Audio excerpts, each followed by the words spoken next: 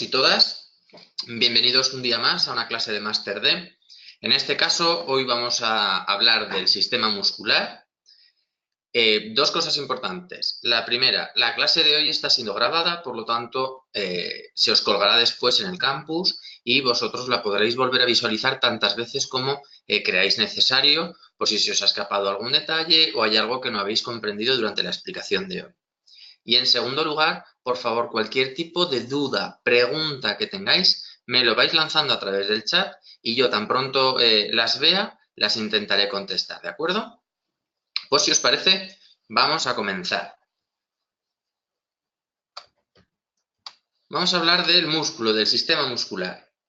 Vamos a ver qué es un músculo. Pues un músculo, ahí os pongo una definición, va a ser un órgano o una masa de tejido compuesto de fibras que, mediante la contracción y la relajación, van a variar su tamaño, sirve para producir el movimiento en el hombre y en los animales.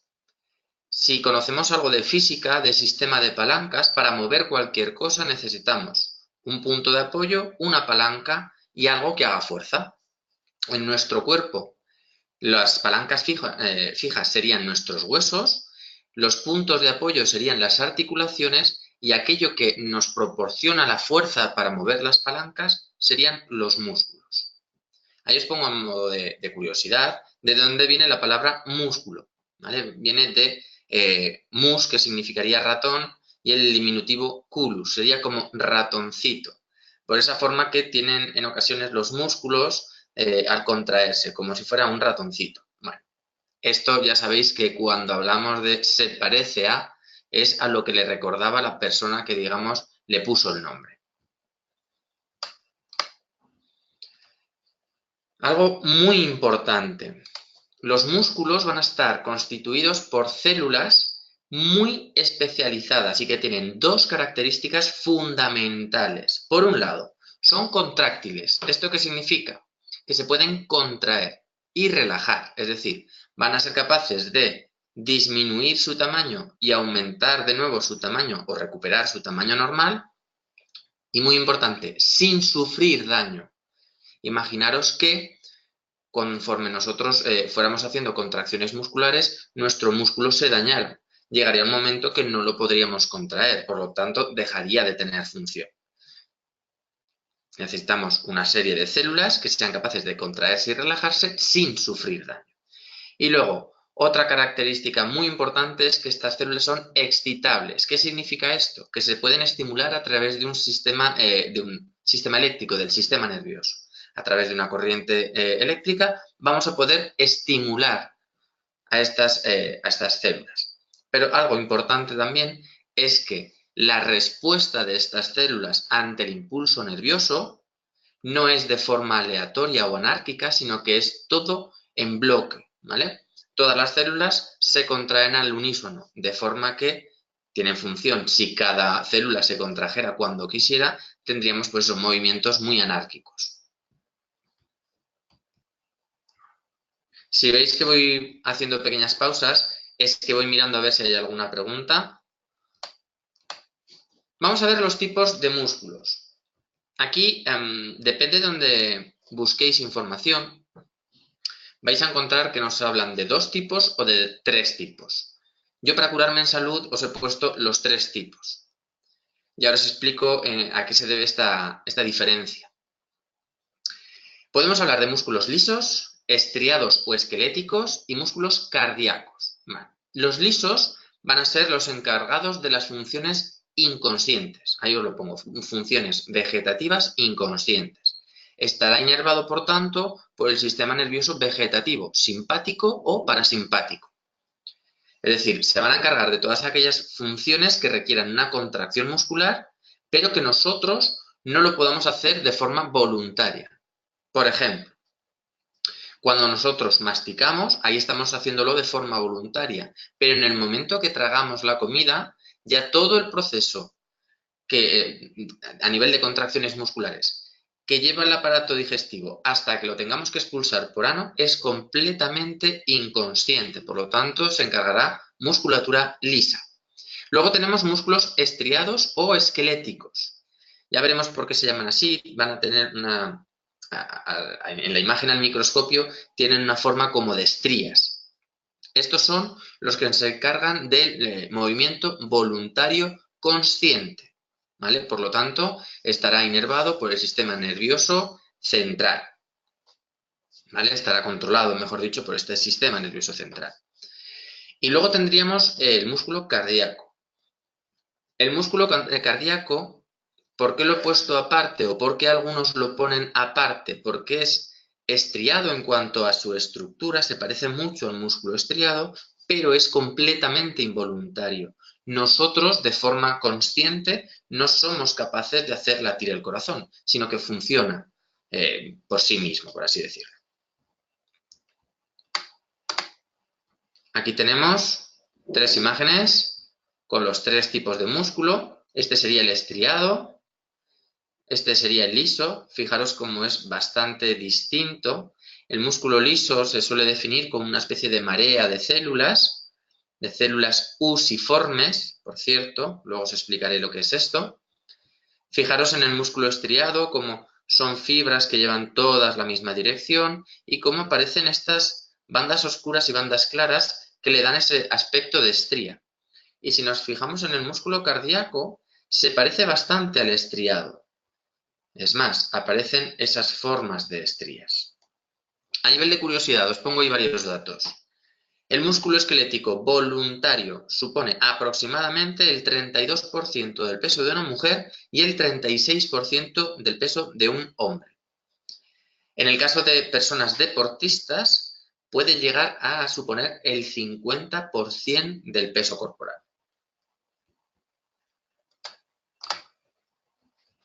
Miro a ver si hay alguna pregunta. Perfecto.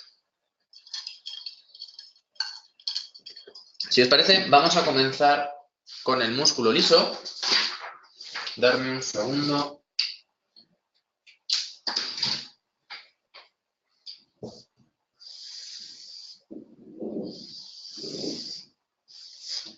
Vale. El músculo liso, como he dicho ya, va a estar formado por células usiformes, con forma de uso. Una célula con forma de uso es esto, ¿vale? Creo que lo veis bien. Es una célula que en su parte central es más ancha y que conforme se va hacia los extremos se hace como más aplanada, ¿vale? Esto es con forma de uso. Van a ser fibras mucho más delgadas y mucho más cortas que las fibras del músculo esquelético. Ya hemos dicho también que es de contracción involuntaria, por lo tanto, inervado por el sistema nervioso vegetativo, simpático o parasimpático. Algo importante también es que no requieren un estímulo nervioso concreto, sino que muchas veces tienen que ver con otro tipo de estímulos. Por ejemplo, la temperatura, la luz, la presión, temas hormonales. Os pongo un ejemplo muy claro. Cuando nosotros entramos en una habitación muy oscura, nuestras pupilas se dilatan, ¿vale? Ante un estímulo luminoso, nuestro cuerpo reacciona, esa pupila reacciona. Nosotros no somos conscientes, no dilatamos la pupila de forma voluntaria. Luego, algo importante también es que tanto la contracción como la relajación de este tipo de músculo no es instantánea, sino que es mucho más lenta que en el caso de los músculos estriados. Fijaros lo que decíamos, aquí se ve muy bien, es como una especie de marea de células. Parece que no tengan casi ni orden, ¿vale? Que no estén ni alineadas. Aquí os pongo varios ejemplos. Todo lo que es sistema digestivo, ya hemos dicho, o aparato digestivo, mejor dicho, todo esto, en concreto todo lo que tiene que ver con el tubo digestivo, que está formado también por musculatura, o por tejido muscular, mejor dicho, va a ser involuntario, por lo tanto, musculatura lisa. El control de la pupila, la dilatación y contracción de la pupila. La dilatación o contracción de nuestros vasos, eso tampoco lo controlamos nosotros.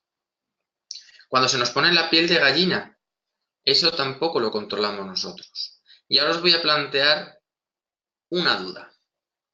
¿El diafragma pensáis que es un músculo formado por musculatura lisa o estriada? A ver qué me respondéis. ¿Qué creéis? Pensar un poco.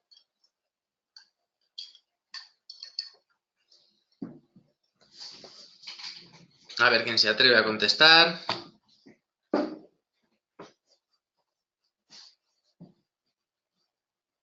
¿Nadie se atreve? Vale, ya llegan algunas respuestas. Parece Lisa, yo creo que ambas, Lisa. Vale, de momento gana la creencia de que es musculatura lisa. Pues siento deciros que no es así, es músculo estriado. Y os comento por qué. La duda está seguramente en que nosotros respiramos de forma inconsciente muchas veces, es decir, nosotros no tenemos que estar pensando continuamente en respirar, sino que sale de forma automática. Eso no significa que yo de forma voluntaria no pueda coger aire y lo pueda echar. Yo si quiero,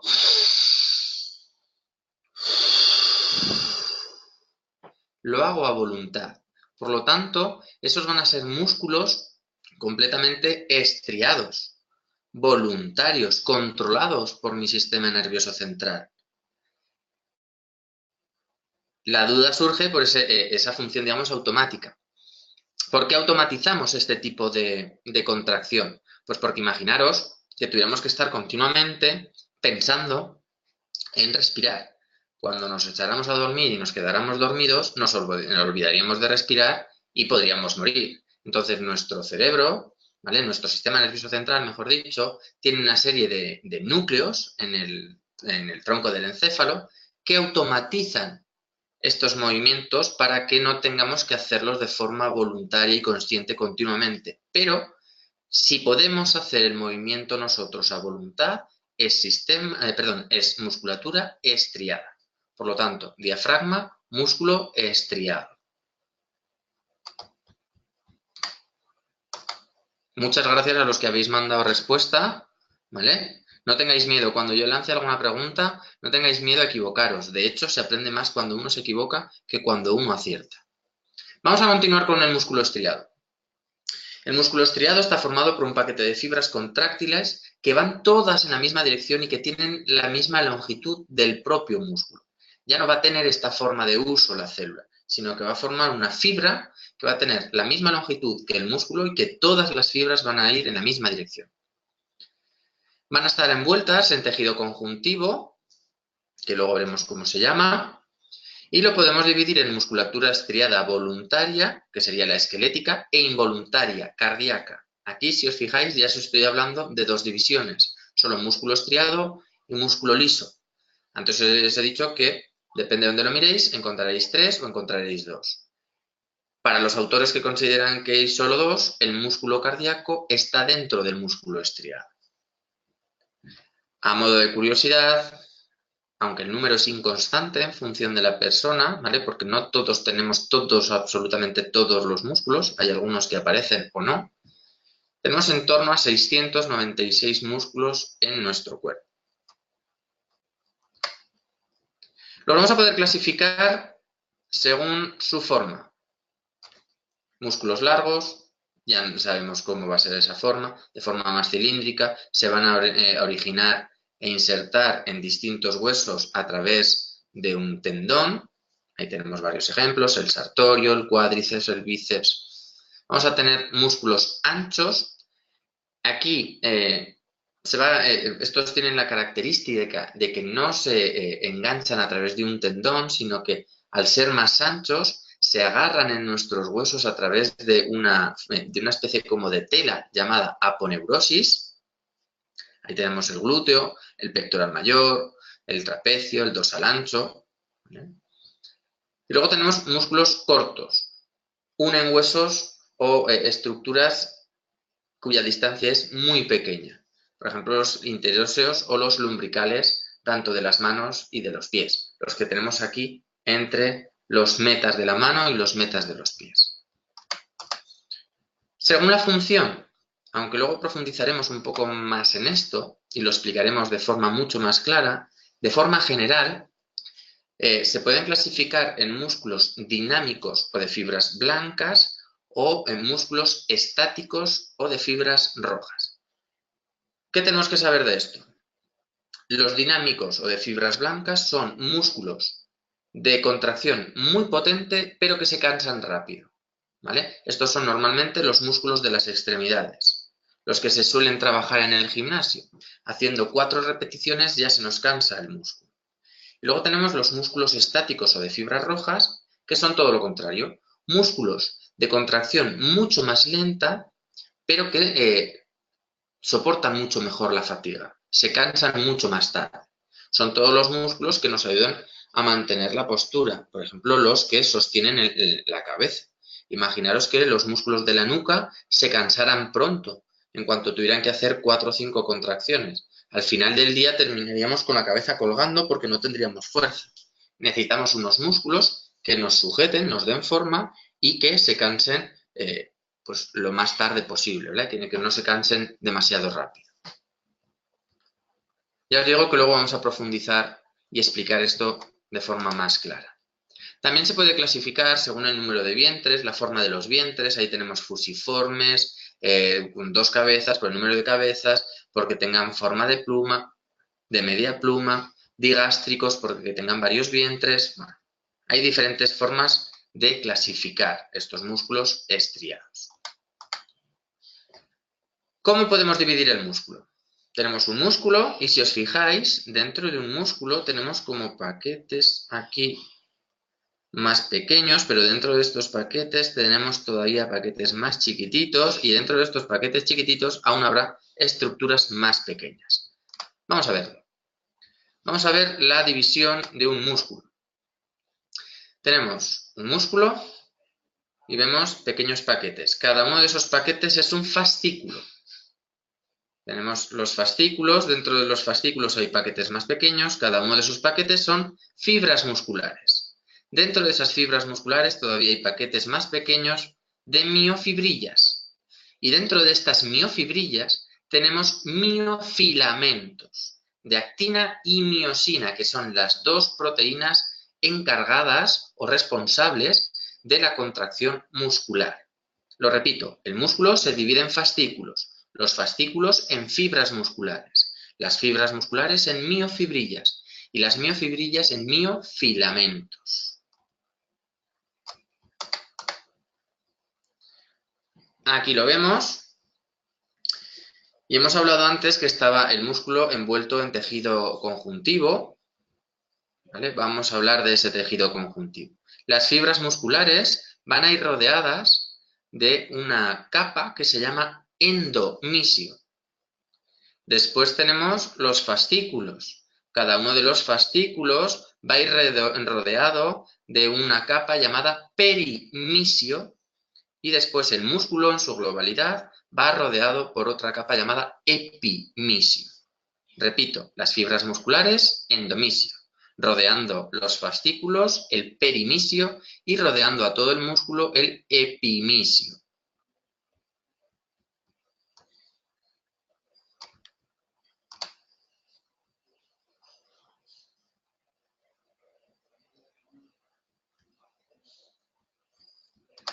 Un segundo que tengo aquí una pregunta.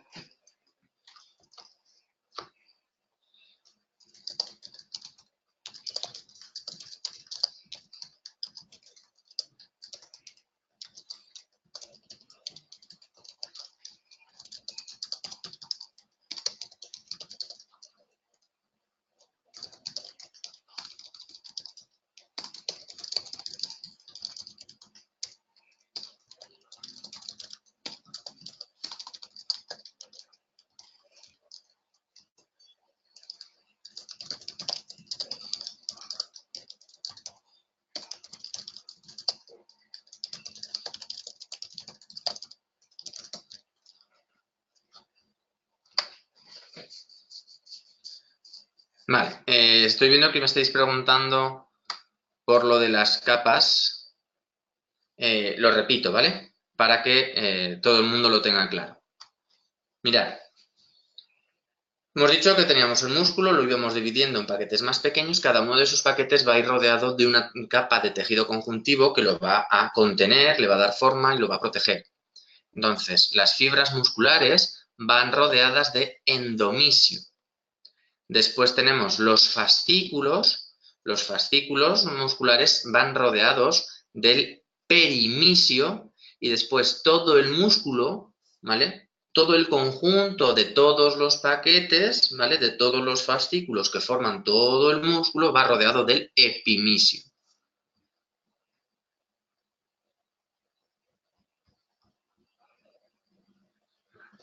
Por aclararlo, cada fibra muscular lleva un endomisio alrededor. La suma de todas las fibras musculares con todos los epimisios, perdón, con todos los endomisios, va a ir rodeado, ¿vale? Formará un fascículo e irá rodeado de perimisio.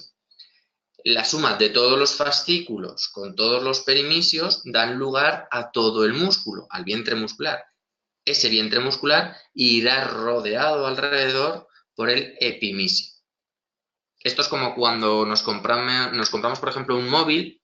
Nos compramos un móvil y tenemos un plástico que rodea todo, rodea la caja. Lo quitamos, ¿vale? Ahí tendríamos, por ejemplo, el epimisio, la envoltura de fuera. Abrimos la caja y encontramos el móvil en otra funda. Quitamos ese plástico, eso sería, por ejemplo, el perimisio. Y es que la batería dentro también lleva otro plástico. Eso ya sería el endomisio. Igual no es el mejor símil, pero para que lo podáis entender. Vale. Continuamos. Vamos a hablar ahora un poquito de la fibra muscular. Fijaros cómo la fibra muscular del músculo estriado tiene una serie de bandas claras con una serie de líneas, tiene unas bandas oscuras. Vamos a hablar un poquito de esto. De forma esquemática, un músculo estriado sería esto, ¿vale? Tenemos unas líneas con una serie de bandas oscuras, bandas claras. Lo que me interesa es que sepamos que cada una de estas estructuras que se va repitiendo, ¿vale? Es continuamente como un copia-pega. Esta estructura, la misma estructura, se van sumando estas estructuras, estas líneas claras, estas bandas claras y bandas densas, bandas oscuras, de tal forma que cada una de estas estructuras pequeñas se llama sarcómero, ¿vale? Y el sarcómero es la unidad funcional del músculo. Para el que no lo sepa, ¿qué es una unidad funcional? Una unidad funcional va a ser la parte más pequeña de una estructura que tiene la misma función que la estructura en su totalidad. ¿Qué quiero decir con esto? El sarcómero va a ser la parte más pequeña de nuestro músculo que tiene la capacidad de contraerse y de relajarse, de estirarse, ¿vale? Antes hemos dicho que una de las características fundamentales era que se podía contraer y estirar. Pues la parte más pequeña del músculo que tiene esta función es el sarcómero. La contracción de todo nuestro músculo es la suma de las contracciones de cada uno de estos sarcómeros. Lo repito por si acaso, unidad funcional, el sarcómero. ¿Qué es una unidad funcional? La parte más pequeña de una estructura que tiene la misma función que la estructura que forma. En este caso, el sarcómero es la parte más pequeña de nuestro músculo que es capaz de contraerse y de estirarse. Muy bien. Vamos a profundizar en el tema de las fibras musculares. Antes os lo he dicho como fibras blancas, fibras rojas.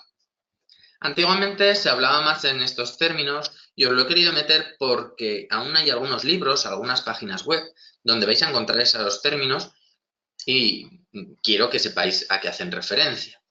Pero en la actualidad se habla de tipos, a nivel de tipos de fibras musculares, se habla de fibras tipo 1 y fibras tipo 2.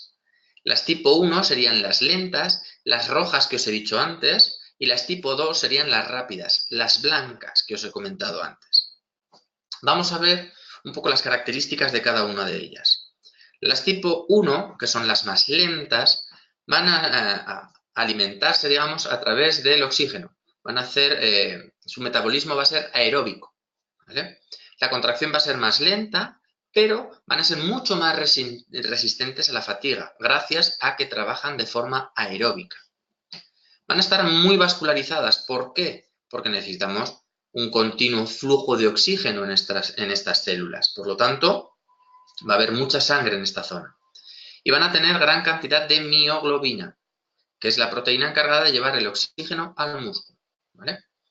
En apariencia tiene un color rojizo, lo que os decía antes, fibras tipo rojo.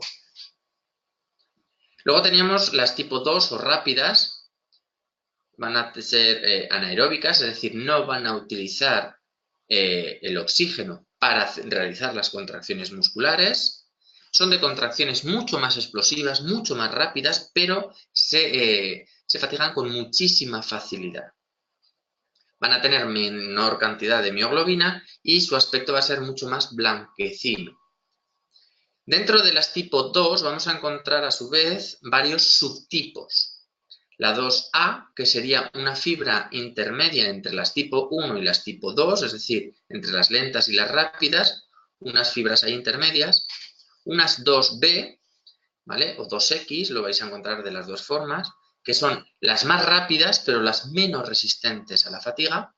Y luego tendríamos unas fibras de transición, 11AB, 11C, 2AB, 2C, depende de donde lo veréis con esa terminología, que son unas fibras que, bueno, depende cómo entrenemos o cómo llevemos nuestra vida, se pueden ir más hacia las 2A o hacia las 2B. ¿Ha quedado claro esto? Porque esto es bastante lioso. Os hago un pequeño resumen por si acaso. Las tipo 1, aeróbicas, de contracción lenta, gran resistencia, ¿vale? Aguantan muy bien la fatiga, ¿vale? Van a tener mucha sangre y de aspecto van a ser más de color rojo. Las tipo 2, contracción muy rápida y potente, pero muy poca resistencia a la fatiga, no utilizan oxígeno, son anaeróbicas, tienen poca cantidad de mioglobina y existen subtipos. La 2A sería un tipo intermedio entre las 1 y las 2. Las 2B o 2X serían las más explosivas, las de menor resistencia a fatiga. Y las fibras de transición, las 2AB o 2C. Estas, lo dicho, en función de cómo las trabajemos, se pueden convertir más en tipo 2A o en tipo 2B.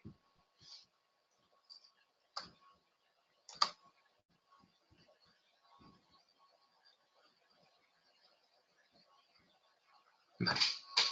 Ya van surgiendo dudas, que esto es normal. Me preguntan si las tipo 1 corresponden con los del músculo de la zona cervical, como he comentado antes.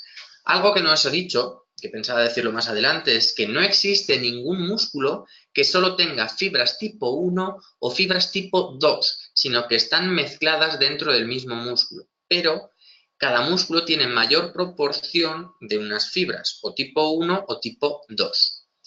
En el caso, respondiendo un poco a la pregunta que me hacíais, las tipo 1, ¿vale? Los músculos que nos mantienen en la postura, músculos de la columna, músculos del cuello, van a tener mucha más proporción de fibras tipo 1 que de fibras tipo 2.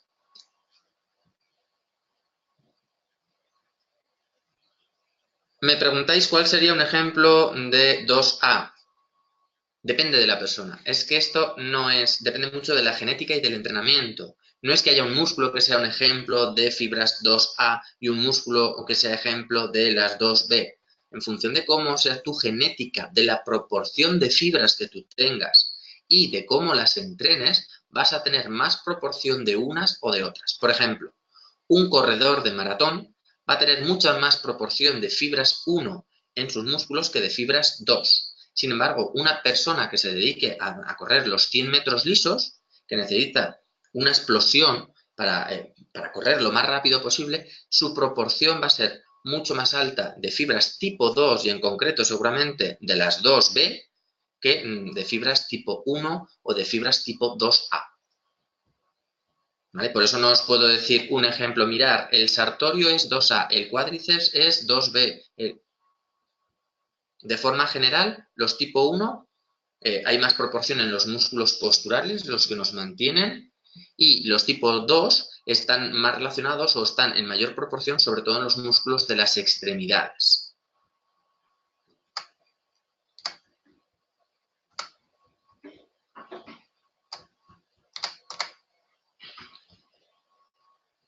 Lo que os decía, todos los músculos poseen ambos tipos de fibra. Ya me he adelantado, pero ahí os lo vuelvo a decir. Todos los músculos tienen tipo 1 y tipo 2, pero dependiendo de la proporción de uno o de otro, serán más resistentes, menos resistentes.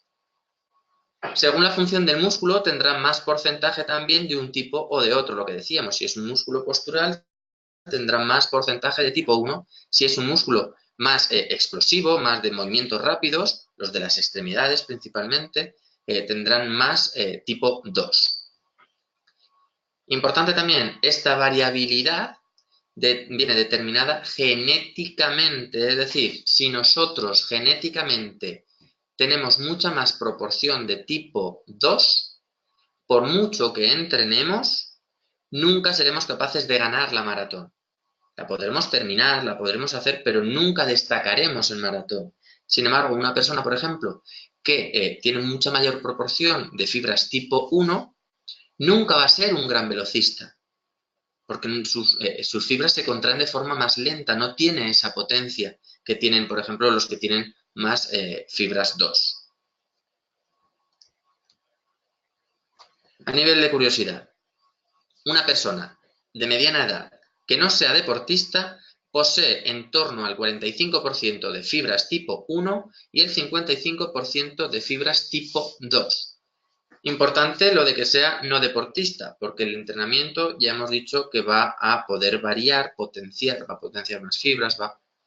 ¿Entendido? Muy bien. Aquí tenemos una tabla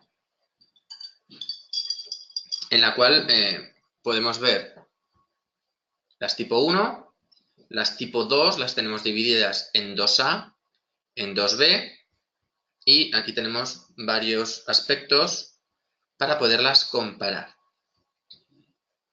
Antes de que me olvide, porque si no me olvidaré, quiero volver un momento atrás, perdonad. Antiguamente se decía que las fibras blancas, las tipo 2, se podían transformar en fibras rojas, pero que las fibras rojas no se podían transformar en fibras blancas. No sé si alguno de vosotros lo ha escuchado esto.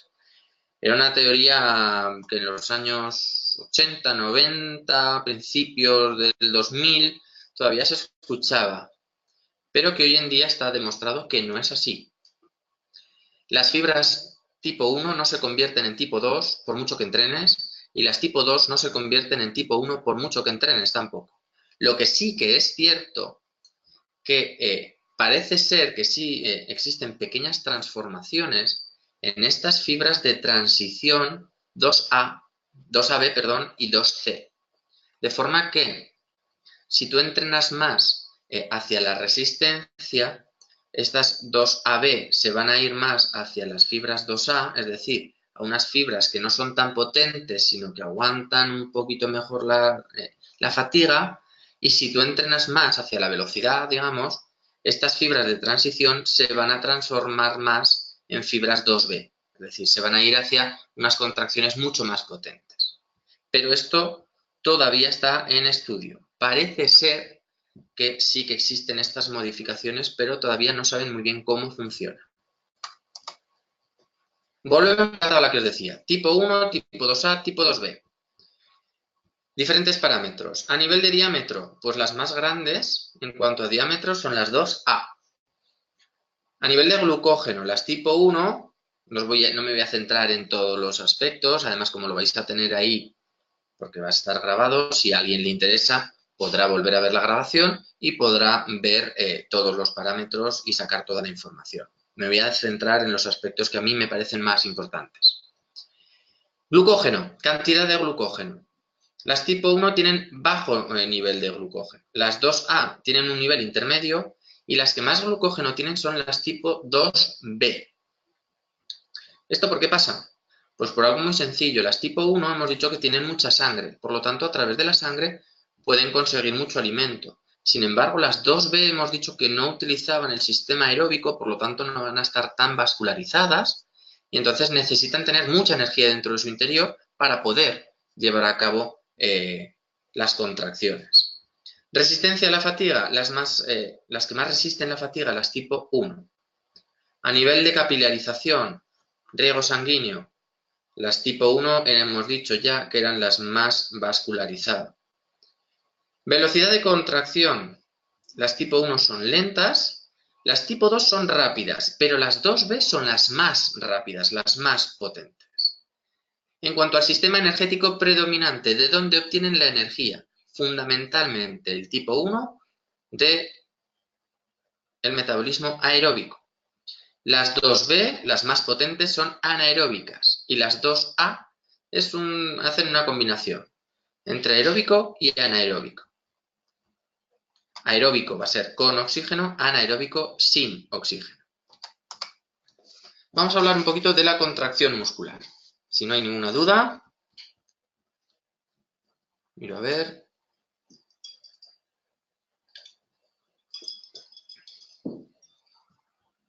Vale, pues continúo. Vamos a hablar de la contracción muscular. Una contracción muscular es un proceso fisiológico en el que se produce tensión en nuestros músculos.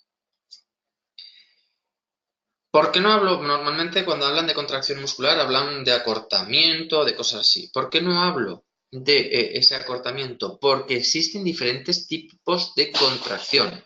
Una contracción simplemente es que el músculo se tensa. Las contracciones concéntricas es cuando el músculo se acorta. Por ejemplo, si yo hago una contracción de mi bíceps, ¿vale? Lo que hace es, el músculo se acorta. Esto será concéntrica. Pero yo puedo hacer una contracción, por ejemplo, excéntrica. Cuando yo cojo un peso y dejo caer el brazo de forma controlada, mi bíceps también va a estar en contracción para evitar que el brazo caiga de golpe. Eso va a ser una contracción excéntrica. Y después tenemos las contracciones isométricas. Las contracciones isométricas son, por ejemplo, cuando yo hago una contracción de mi bíceps, pero mi palanca, mi brazo, ni sube ni baja, se queda todo el rato en el mismo sitio. Eso sería una contracción isométrica. El músculo está contraído, pero mide siempre lo mismo. ¿Vale? A modo de curiosidad, las contracciones que menos agujetas dan son las contracciones concéntricas. Las que más agujetas dan son las excéntricas. ¿Cómo se contrae un músculo? Primero necesitamos un estímulo nervioso que venga de nuestro cerebro, en concreto de las áreas prerrolándicas, de las áreas del lóbulo frontal, que es donde está todo lo motor. Eso pasa a través de la médula espinal, llegará a una neurona motora, motoneurona, mandará esa información a través de un nervio raquídeo que llegará hasta el músculo en cuestión a una zona llamada placa motora, que es la zona de unión entre el nervio y el músculo. La zona donde finaliza nuestro impulso nervioso. Aquí se generan una serie de reacciones químicas a través de neurotransmisores y los filamentos de actina y miosina formarán el complejo actina-miosina, de forma que se produce la contracción. Y algo importante, esto requiere un gasto energético. Aquí vemos de forma esquemática un sarcómero, la unidad funcional del músculo, en el cual podemos ver en rojo la miosina y en azul podemos ver los filamentos de actina. A través de una serie de procesos químicos se produce la contracción, pero fijaros cómo la miosina sigue estando en el mismo sitio y es la actina la que se va metiendo dentro de nuestra miosina. Por lo tanto, la contracción se produce porque la actina se mete dentro de esos filamentos de miosina. Fijaros también como aquí hay una especie como de dientes, que sepáis que para la contracción muscular no es una única, ¿cómo decirlo? No es solo un proceso químico, un único proceso químico, sino que en cada uno de estos dientes se va a tener que producir un proceso químico. Hay una serie de cadena, digamos, de procesos químicos o procesos químicos en cadena que van a propiciar esta contracción y después la posterior relajación del músculo. Parece muy sencillo, pero es más complejo de lo que nos pensamos. Fuentes de energía, vamos a hablar de ellas. Estando en reposo, nuestros músculos ya gastan energía. Es decir, nosotros, por el mero hecho de existir, ya necesitamos energía, ¿vale? Para que todas nuestras células funcionen. Cuanto mayor masa muscular tengamos, una persona que tenga mucho más músculo necesita mucha más energía, ¿vale? Va a tener mucho más gasto energético en reposo, porque va a tener que alimentar más a esas células. Pero es que además, si hacemos ejercicio físico, con cada contracción muscular aumentamos el gasto de energía, ¿vale? Entonces, ¿de dónde vamos a obtener toda esta energía que necesitamos? De los alimentos, que a través del proceso de digestión lo descomponemos en nutrientes y de estos nutrientes vamos a obtener una molécula, que es el ATP, adenosin trifosfato. Es la molécula de 3 fósforos trifosfato que va a almacenar la energía en sus enlaces. Veamos la molécula. Aquí tenemos los 3 fósforos, ¿vale? Y entre estos fósforos guardamos la energía.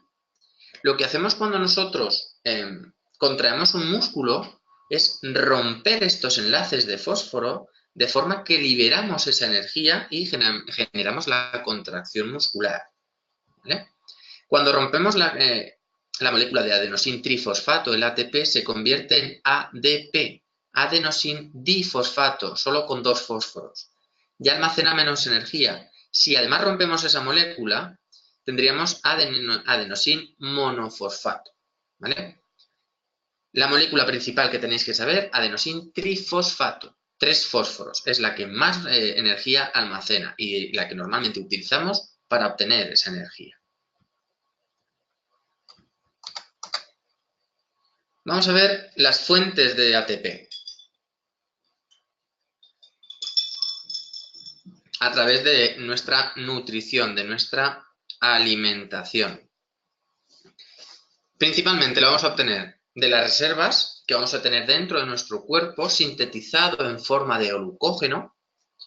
También lo vamos a obtener sobre todo de los hidratos de carbono, ¿vale? Y también vamos a utilizar las grasas y las proteínas.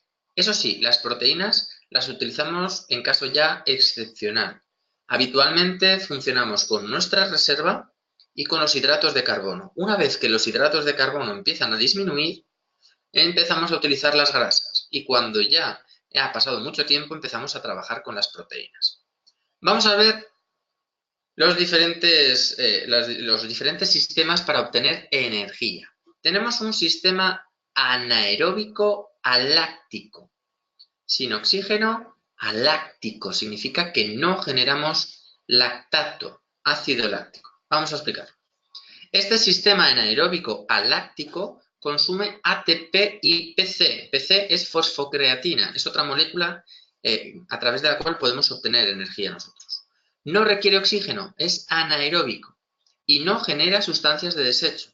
Es aláctico, no genera lactato, ácido láctico, ¿vale? Que sepáis que el ácido láctico, el lactato, es el responsable de la fatiga. Conforme nosotros lo acumulamos, empezamos a cansarnos. ¿Cuándo utilizamos este tipo de sistema? Cuando realizamos actividades o ejercicios de muy alta intensidad, que duran muy poco tiempo, una contracción muy rápida, muy potente. Pues, por ejemplo, entre 0 y 10 segundos, un ejercicio de 0 a 10 segundos.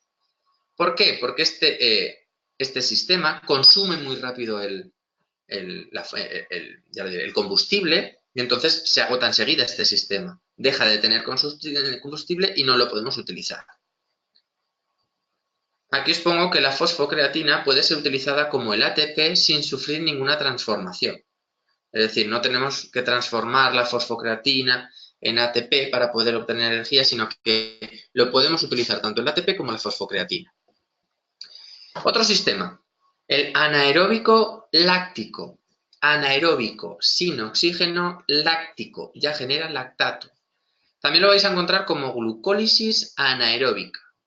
Va a consumir glucógeno, sobre todo almacenado en músculo y en hígado, no utiliza oxígeno y genera ácido láctico, ya genera fatiga. ¿Vale? Son para esfuerzos de alta intensidad, desde estos 10 segundos hasta los 2 minutos más o menos. Los tiempos que os estoy diciendo son completamente orientativos. En función de donde miréis, vais a ver que oscilan bastante. Simplemente para que nos hagamos a la idea de qué tipo de esfuerzos. Aparece fatiga por los desechos, no por el consumo del glucógeno. Es decir, nuestra fatiga no es porque perdemos el glucógeno y nos quedamos sin combustible, sino que es por la acumulación de este lactato. Aquí os pongo que cuando se genera más ácido láctico del que nosotros somos capaces de eliminar o resintetizar, el músculo se acidifica, tiene un pH ácido y aparece la temida fatiga. Con el entrenamiento podemos conseguir que nuestro cuerpo consiga reutilizar este lactato o eliminar este lactato de forma mucho más rápida y entonces nos fatiguemos más tarde. Y luego tenemos el sistema aeróbico, que es el que más utilizamos. Este consume hidratos de carbono, grasas y proteínas, sobre todo hidratos de carbono. Requiere oxígeno y los desechos que produce son el CO2 y el ácido láctico, por lo tanto también puede causar fatiga. Va a obtener a través de este sistema, a través de nuestros nutrientes, gran cantidad de moléculas de ATP, pero de forma mucho más lenta que las otras dos. Son para esfuerzos de intensidades medias-bajas y que van a ser prolongados en el tiempo, llegando a estar horas por lo menos. Lo primero que consumimos son los hidratos de carbono. Después, las grasas. ¿Cuándo consumimos grasas? Cuando ya llevamos 20 o 30 minutos trabajando con este sistema. Y finalmente, si pasamos de los 90 minutos de trabajo, empezamos a consumir también proteínas. Por lo tanto, si yo quiero perder peso, quiero quemar grasa de mi cuerpo porque tengo sobrepeso, lo que tengo que hacer fundamentalmente son ejercicios aeróbicos que pasen de los 20-30 minutos. ¿Por qué? Porque es cuando empezamos a consumir las grasas. Si corremos, nadamos, hacemos bicicleta y solo estamos 15-20 minutos, no habremos perdido nada de grasa. Lo que hemos consumido son hidratos de carbono. Si queremos perder grasa, lo que tenemos que hacer es hacer un ejercicio aeróbico a una intensidad media, ¿vale? Mantenida en el tiempo, constante, para trabajar siempre con el sistema aeróbico y que pase de estos 20-30 minutos. Si por el contrario lo que queremos es tener músculos grandes, esta gente que va al gimnasio, lo que tenemos que hacer es hacer ejercicio que no pase nunca de los 90 minutos. Por ejemplo, si vamos a correr, podemos correr media horita, llegando a una hora, pero nunca 1 hora y media, porque empezaremos a consumir proteínas y perderemos musculatura. Algo importantísimo, os lo destaco abajo, estos sistemas, tanto el aeróbico como el anaeróbico, no son exclusivos de un deporte, sino que se combinan durante la práctica deportiva. Obviamente sí que trabajan más con unos sistemas que con otros, pero en según qué deportes trabajan con los dos. De forma que, por ejemplo, en un partido de fútbol, durante una jugada muy rápida están utilizando un sistema anaeróbico, láctico o aláctico, en función del tiempo que prolonguen la jugada, pero el resto del partido, cuando van trotando, pasando de un lado del campo a otro, cuando van con más tranquilidad, están trabajando más con un sistema aeróbico.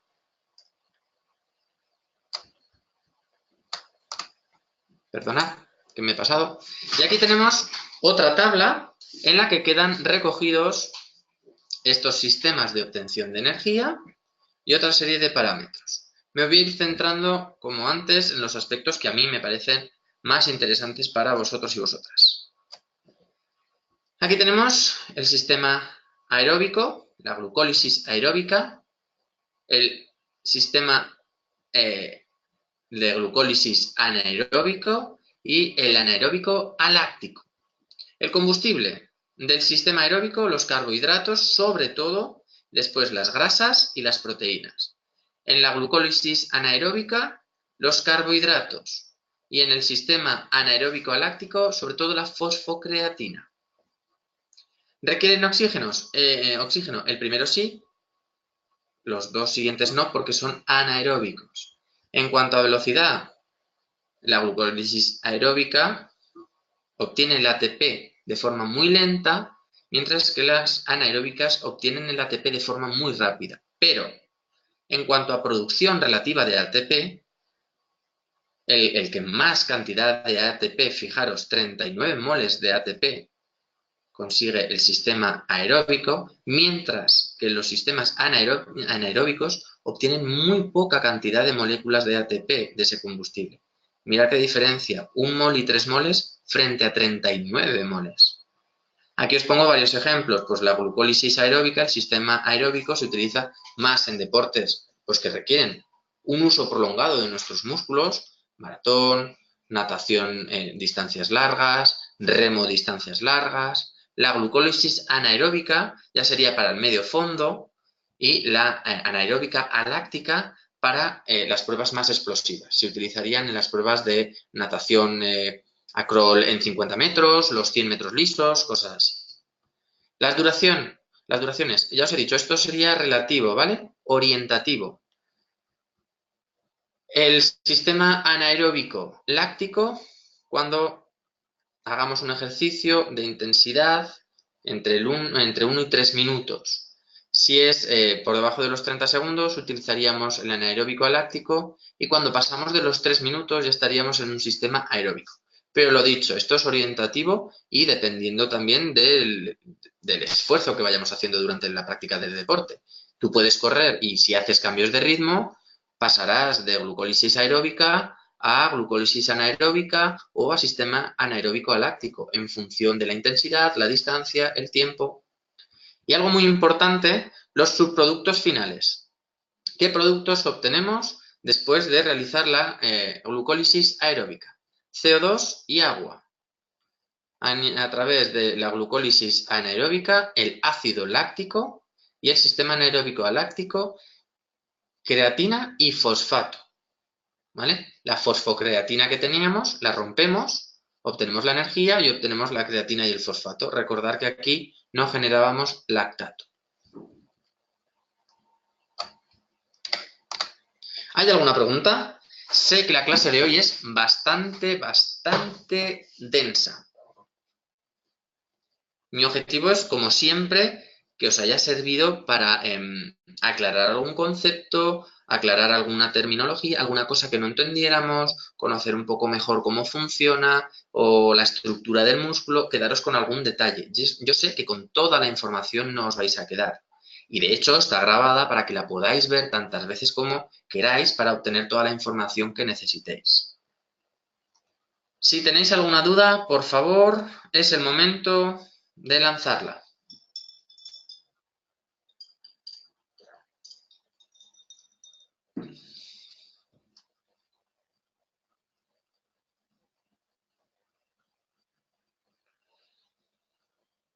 ¿No hay ninguna duda?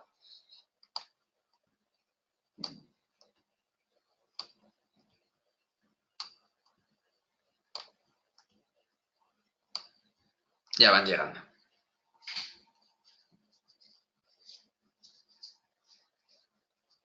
Vale, por lo visto no hay ninguna duda.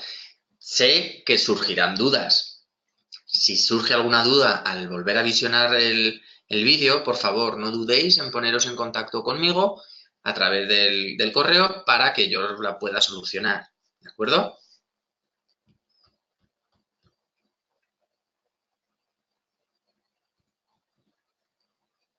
Bueno, pues si no existe o no ha surgido ninguna duda de momento, por mi parte, simplemente agradeceros la asistencia, agradeceros la atención y lo dicho, espero que os haya servido de algo toda esta clase de hoy.